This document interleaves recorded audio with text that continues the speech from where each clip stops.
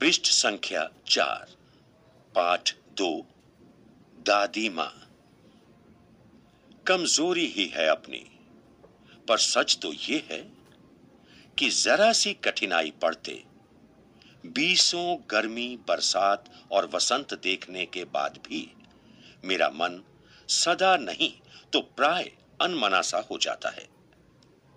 मेरे शुभचिंतक मित्र मुंह पर मुझे प्रसन्न करने के लिए आने वाली छुट्टियों की सूचना देते हैं और पीठ पीछे मुझे कमजोर और जरा सी प्रतिकूलता से घबराने वाला कहकर मेरा मजाक उड़ाते हैं। मैं सोचता हूं, अच्छा, अब कभी उन बातों को न सोचूंगा। ठीक है, जाने दो, सोचने से होता ही क्या है। पर बरबस मेरी आंखों के सामने शरद की शीत किरणों के समान स्वच्छ शीतल किसी की धुंधली छाया नाच उठती है। मुझे लगता है जैसे क्वार के दिन आ गए हैं। मेरे गांव के चारों ओर पानी ही पानी हिलोरे ले रहा है। दूर के सिवान से बहकर आए हुए मोथा और साई की अधगली घासें, घेऊर और बनप्याज की जड़ें तथा नाना प्रकार की बरसाती घासों के बीच सूरज की गर्मी में खौलते हुए पानी में सड़कर एक विचित्र गंध छोड़ रहे हैं। रास्तों में कीचड़ सूख गया है और गांव के लड़के किनारों पर झाग भरे जलाशयों में धमाके से कूद रहे हैं। अपने अपने मौसम की अपनी अपनी बातें होती हैं। आषाढ़ में आम और जामुन न मिले, चिंता नहीं। अगहन में चिवड़ा और गुड़ न मिले, दुख नहीं। चैत के दिनों में लाई के साथ गुड़ की पट्टी न मिले, अफसोस नहीं। पर क्वार के दिनों में इस गंधपूर्ण झाग भरे जल में कूदना न हो तो बड़ा बुरा मालूम होता है। पृष्ठ संख्या 5। मैं भीतर हुड़क रहा था। 2-1 दिन ही तो कूद सका था। नहा धोकर बीमार हो गया। हल्की बीमारी न जाने क्यों मुझे अच्छी लगती है। थोड़ा थोड़ा ज्वर हो, सर में साधारण दर्द और खाने के लिए दिन भर नींबू और साबू। लेकिन इस बार ऐसी चीज नहीं थी। ज्वर जो चढ़ा तो चढ़ता ही गया। रजाई पर रजाई और उतरा रात 12 बजे के बाद। दिन में मैं चादर लपेटे सोया था। दादी मां आई, शायद नहाकर आई थी। उसी झाग वाले जल में पतले दुबले स्नेह सने शरीर पर सफेद किनारीहीन धोती, सन से सफेद बालों के सिरों पर सद्य टपके हुए जल की शीतलता। आते ही उन्होंने सर पेट छुए। आंचल की गांठ खोल किसी अदृश्य शक्तिधारी के चबूतरे की मिट्टी मुंह में डाली, माथे पर लगाई। दिन रात चारपाई के पास बैठी रहती। कभी पंखा झलती, कभी जलते हुए हाथ पैर कपड़े से सहलाती, सर पर दाल चीनी का लेप करती और 20 बार छू छू कर ज्वर का अनुमान करती।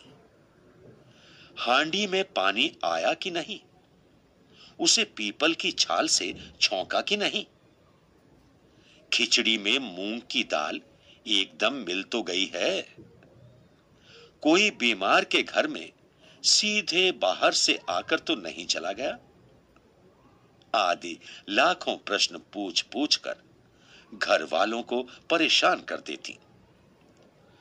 दादी मां को गंवई गांव की 50 किस्म की दवाओं के नाम याद थे।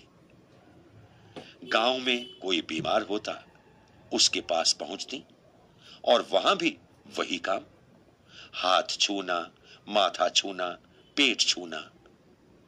फिर भूत से लेकर मलेरिया, सरसाम, निमोनिया तक का अनुमान विश्वास के साथ सुनाती। महामारी और विषूचिका के दिनों में रोज सवेरे उठकर स्नान के बाद लवंग और गुड़ मिश्रित जलधार, गुग्गल और धूप, सफाई कोई उनसे सीख ले। दवा में देर होती, मिश्री या शहद खत्म हो जाता, चादर या गिलाफ नहीं बदले जाते तो वे जैसे पागल हो जाती। बुखार तो मुझे अब भी आता है। नौकर पानी दे जाता है, मेस महाराज अपने मन से पकाकर खिचड़ी या साबू, डॉक्टर साहब आकर नाड़ी देख जाते हैं और कुनैन मिक्सचर की शीशी की तिताई के डर से बुखार भाग भी जाता है। पर न जाने क्यों ऐसे बुखार को बुलाने का जी नहीं होता। पृष्ठ संख्या 6। किशन भैया की शादी ठीक हुई। दादी मां के उत्साह और आनंद का क्या कहना। दिन भर गायब रहती, सारा घर जैसे उन्होंने सर पर उठा लिया हो। पड़ोसी ने आती, बहुत बुलाने पर दादी मां आती। बहन बुरा ना मानना, कार परोजन का घर ठहरा। एक काम अपने हाथ से ना करूं तो होने वाला नहीं। जानने को यूं सभी जानते थे कि दादी मां कुछ करती नहीं, पर किसी काम में उनकी अनुपस्थिति वस्तुतः विलंब का कारण बन जाती। उन्हीं दिनों की बात है। एक दिन दोपहर को मैं घर लौटा। बाहरी निकसार में दादी मां किसी पर बिगड़ रही थी। देखा, पास के कोने में दुबकी रामी की चाची खड़ी है। सोना होगा धन्नो, रुपए मैं सूद के आज दे दे। तेरी आंख में तो शर्म है नहीं। मांगने के समय कैसी आई थी, पैरों पर नाक रगड़ती फिरी। किसी ने एक पाई भी न दी। अब लगी है आजकल करने, फसल में दूंगी, फसल में दूंगी। अब क्या तेरी खातिर दूसरी फसल कटेगी। पृष्ठ संख्या 7। दूंगी मालकिन। रामी की चाची रोती हुई दोनों हाथों से आंचल पकड़े दादी मां के पैरों की ओर झुकी। बिटिया की शादी है, आप न दया करेंगी तो उस बेचारी का निस्तार कैसे होगा। हट हट, अभी नहा के आ रही हूं। दादी मां पीछे हट गईं।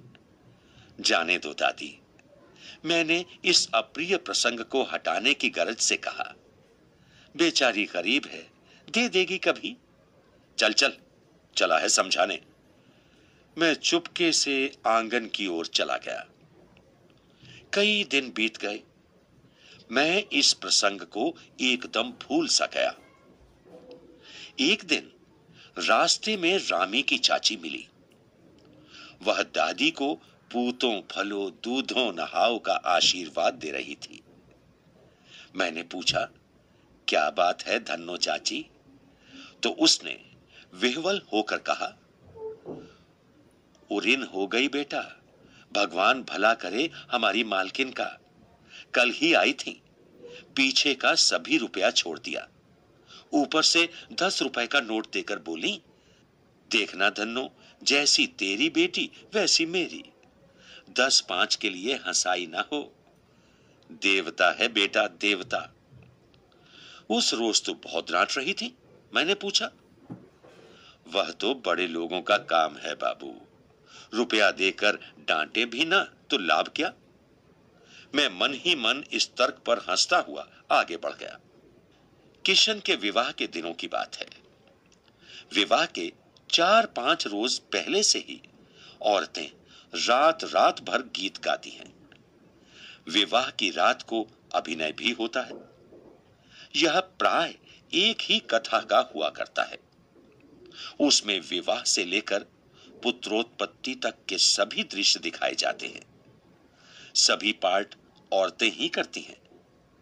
मैं बीमार होने के कारण बारात में न जा सका। मेरा ममेरा भाई राघव दालान में सो रहा था। वह भी बारात जाने के बाद पहुंचा था।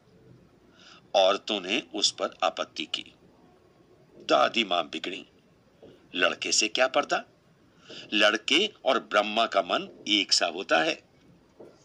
पृष्ठ संख्या 8। मुझे भी पास ही एक चारपाई पर चादर उड़ाकर दादी मां ने चुपके से सुला दिया था। बड़ी हंसी आ रही थी।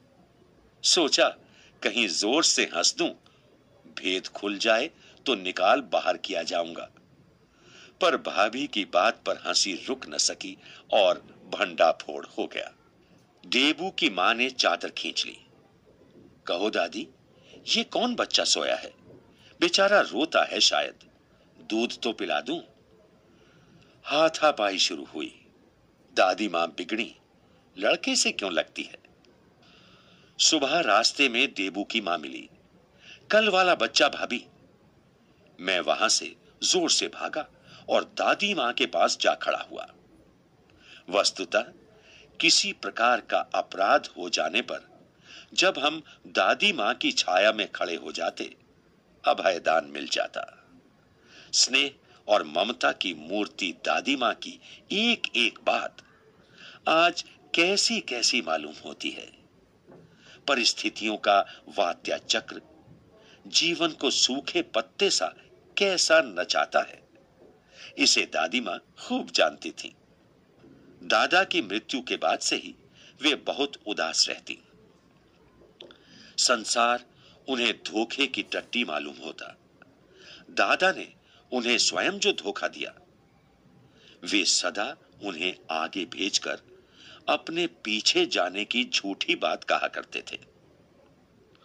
दादा की मृत्यु के बाद कुकुर मुत्ते की तरह बढ़ने वाले मुंह में राम बगल में छुरी वाले दोस्तों की शुभ चिंता ने स्थिति और भी डावाडोल कर दी।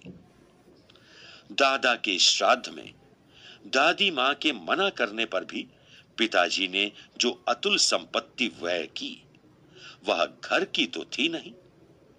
दादी मां अक्सर उदास रहा करती। माघ के दिन थे, कड़ाके का जाड़ा पड़ रहा था।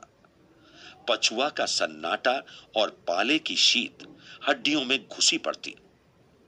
शाम को मैंने देखा, दादी मां गीली धोती पहने कोने वाले घर में एक संदूक पर दिया जलाए हाथ जोड़कर बैठी हैं। उनकी स्नेह कातर आंखों में मैंने आंसू कभी नहीं देखे थे। मैं बहुत देर तक मन मारे उनके पास बैठा रहा। उन्होंने आंखें खोली। पृष्ठ संख्या 9। दादी मां, मैंने धीरे से कहा, क्या है रे, तू यहां क्यों बैठा है? दादी मां, एक बात पूछूं, बताओगी ना? मैंने उनकी स्नेहपूर्ण आंखों की ओर देखा। क्या है, पूछ। तुम रोती थी? दादी मां मुस्कुराई। पागल, तूने अभी खाना भी नहीं खाया ना, चल चल। धोती तो बदल लो दादी मां, मैंने कहा। मुझे सर्दी गर्मी नहीं लगती बेटा। वे मुझे खींचती रसोई में ले गई। सुबह मैंने देखा, चारपाई पर बैठे पिताजी और किशन भैया मन मारे कुछ सोच रहे हैं। दूसरा चारा ही क्या है, बाबू बोले। रुपया कोई देता नहीं, कितने के तो अभी पिछले भी बाकी हैं। वे रोने रोने से हो गए। रोता क्यों है रे? दादी मां ने उनका माथा सहलाते हुए कहा। मैं तो अभी हूं ही। उन्होंने संदूक खोलकर एक चमकती सी चीज निकाली। तेरे दादा ने ये कंगन मुझे इसी दिन के लिए पहनाया था। उनका गला भराया। मैंने इसे पहना नहीं, इसे सहेज कर रखती आई हूं। यह उनके वंश की निशानी है। उन्होंने आंसू पोंछकर कहा। पुराने लोग आगा पीछा सब सोच लेते थे बेटा। सचमुच मुझे दादी मां शाप भ्रष्ट देवी सी लगी। धुंधली छाया विलीन हो गई। मैंने देखा, दिन काफी चढ़ आया है। पास के लंबे खजूर के पेड़ से उड़कर एक कौवा अपनी घिनौनी काली पांखें फैलाकर मेरी खिड़की पर बैठ गया। हाथ में अब भी किशन भैया का पत्र कांप रहा है। काली चींटियों सी कतारें धूमिल हो रही हैं। आंखों पर विश्वास नहीं होता। मन बार बार अपने से ही पूछ बैठता है, क्या सचमुच दादी मां नहीं रही? लेखक शिव प्रसाद सिंह।